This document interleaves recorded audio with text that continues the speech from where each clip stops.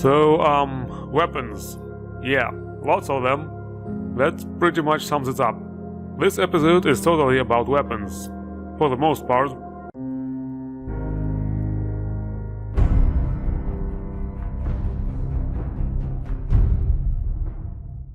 First of all, there is an important mod which changes the whole concept of weapon upgrading in several ways. Legendary Crafting Framework by Craft.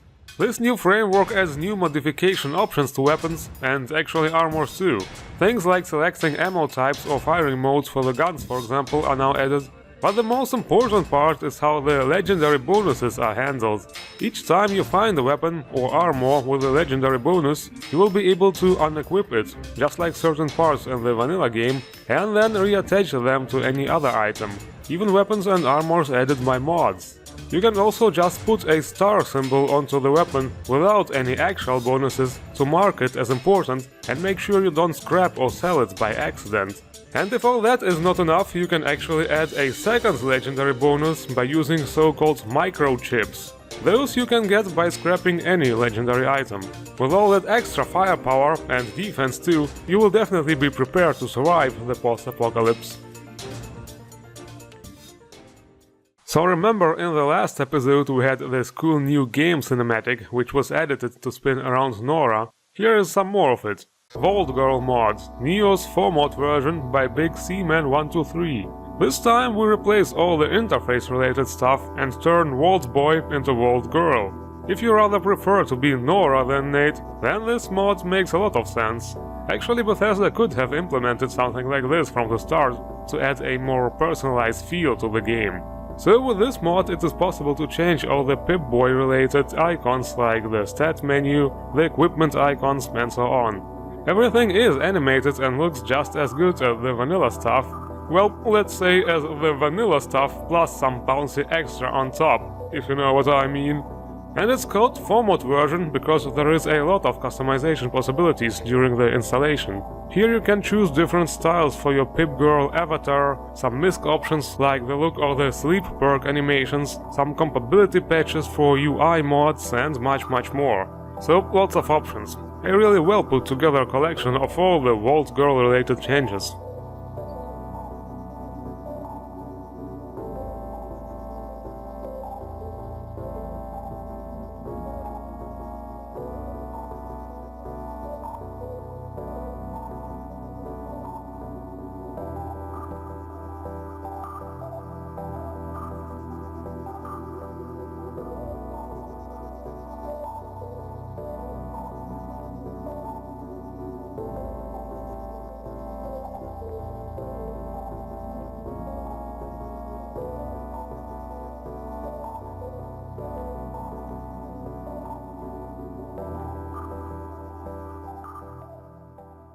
But we also have another cinematic mod, something which happens even before you start the actual game. Nuclear Fire main menu replacer by Fallikross. Let's check it out.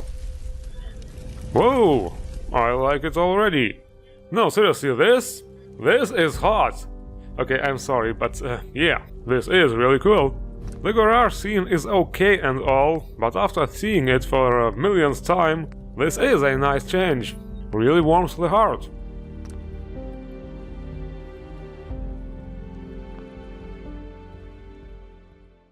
Okay, before we move to the amazing weapons, there is a bunch of amazing and very useful settlement helper robots by Athelbras we really need to see. I wanted to review them for a while now, might as well show them all at once now. First of all, the settlement repair bot, Mr. Mechanic. So let's say there was an evil super mutant attack and they managed to destroy some of your stuff. This guy will take care of it and fix everything. Then there's Mr. Law, the police bot. This one is simple, he will just patrol the settlements, detect hostiles and take care of them. The next one is the settlement medic bot, Mr. Medic. So once again, in case of an attack on the settlement, this guy will provide medical assistance for you and other settlers by restoring HP and healing damaged limbs. Then we have Mr. Tidy, also known as the Undertaker bot. So let's say those super mutants attacked, but died. this fellow will take care of the remains. Or not. Oh, what is this? When did this happen? But yeah, it looks like it works. And last but not least, Mr. Salvage, the Salvage Bot. This guy will take care of all the unnecessary clutter around your settlements. You can select what exactly you want him to salvage, and then he does his job. And all the materials won will be transferred to the settlement workbench. But okay, it's time that Scale 5 weapon hurricane hits us with all its blazing might. MG42 and MG34 by Rico Navaro and Wardaddy. Now that's what I call a weapon. This is something Rambo or John Matrix would use, and its firepower is very well feelable.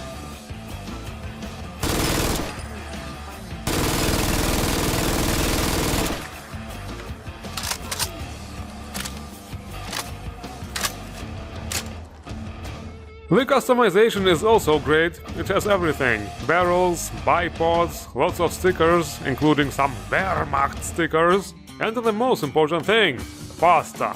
Can't do without it.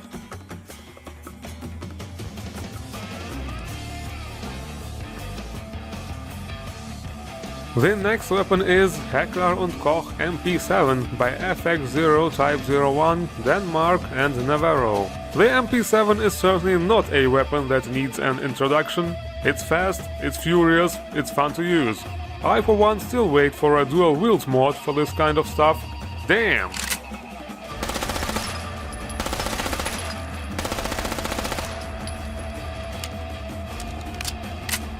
The customization on this one is also really juicy. Scopes, muzzles, a nice variety of skins, and we can put stuff like several lasers again simultaneously.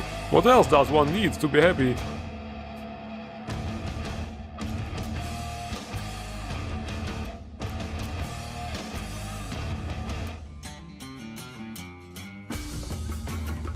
The next one is VSV Rifle by DOON.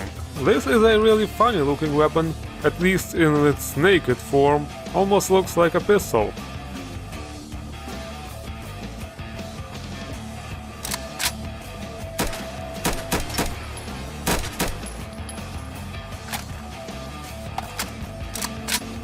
The customization here has some interesting stylistic choices. I'm talking about the red glass, of course. You know, on the scopes. Very interesting choice.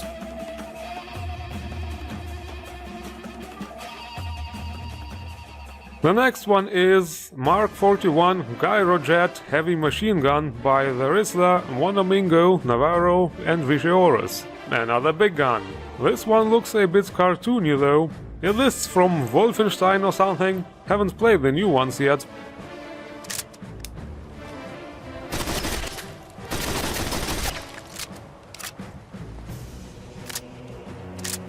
The customization on this one is really decent. Besides the regular stuff that can be changed, there are also some wraps and an insane amount of stickers. Also some ammo types, including cryo, incineration, and most importantly, mini nukes, called the mini nukes.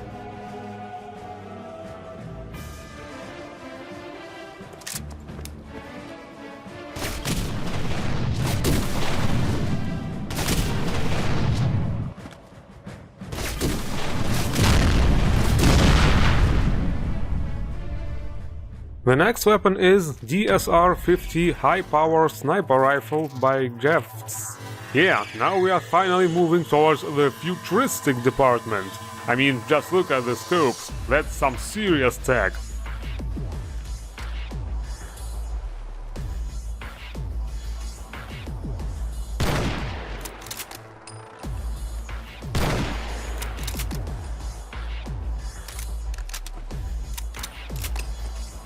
The customization on this one is also okay, nothing otherworldly, but okay. I mean, a weapon of such proportions doesn't need much to stand out anyway, right?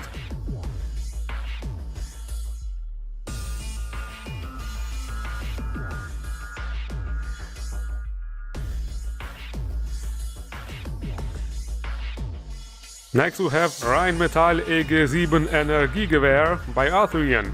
Okay, this is pretty much just like the modular infantry energy rifle from the last episode, but with even more stuff.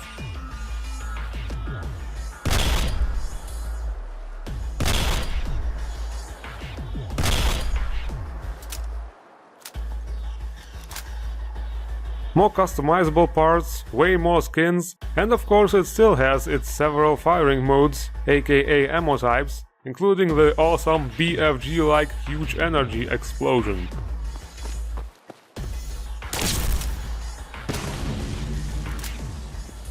And then we also have a couple of nice handguns. Wrist Breaker-50 Cal Revolver by askas. Well, I heard about jaw breakers, I think I even had one, but this is new.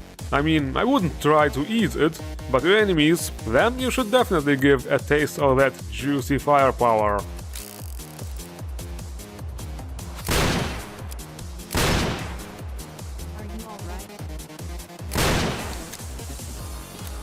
Ouch! I guess the wrist breaker part was to be taken seriously. Always keep a Stimpack around if you plan to use this bad boy, folks. And the last weapon mod is Forgotten Weapons, Lahti L35 Automatic Pistol by D-Magnus. Okay, now we are back to absolute old school style weapons. This gun looks like a World War II pistol.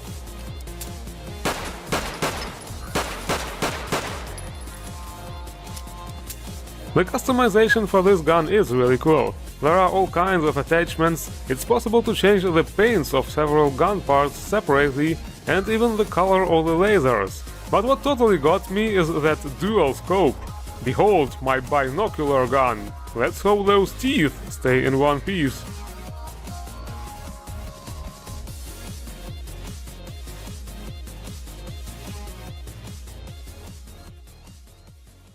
Was that overwhelming, or can we still go? Because there are actually a couple of new armors as well. Tough Girl Attire by what? I mean TOV.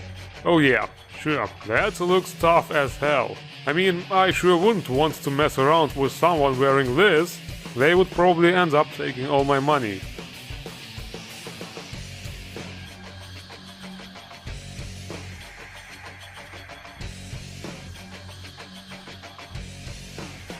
And we also have something tough for the boys. Vietnam War Gear Collection by Aussie Shepherd. Lots of very tough looking Vietnam-style military outfits, helmets and some accessories included. With this you can make your gang look like real tough, battle-hardened soldier boys. Or a bunch of rookie amateur wannabes, the choice is yours.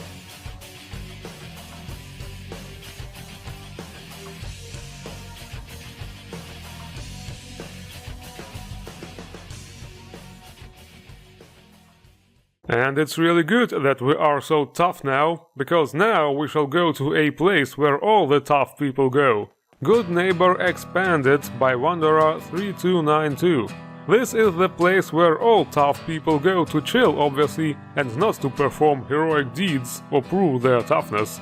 Although an occasional bar fight here and there might not always be possible to avoid, this is one of those expansion mods to add lots of new stuff to a city and make it look like an actual city. And of course more realistic, lore-friendly, immersive, and many more pseudo-intellectual words reviewers like me use to sound smarter.